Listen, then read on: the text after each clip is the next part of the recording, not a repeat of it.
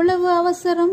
உன்னுடைய வாழ்வில் எதை நினைத்தாலும் உடனே அதன் முழு பலன் கிடைத்துவிட வேண்டுமென்று அவசரப்படுகிறாய். நீ நினைத்தது நடக்கவில்லை, நாள் தள்ளிக்கொண்டே போகிறதே, என்ன நினைத்தாலும் நடக்காமல் போகிறது என்ற மனக்குழப்பத்தில் இருந்து நீ வெளியே வா.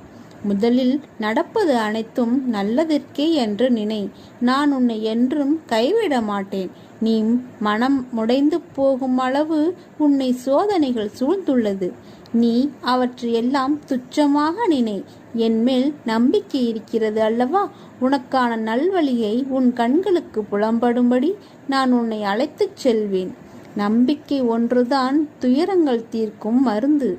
முதலில் நம்பிக்கை தைரியத்துடன் இருந்த உனக்கு இப்போது நம்பிக்கை குறைந்து விட்டது.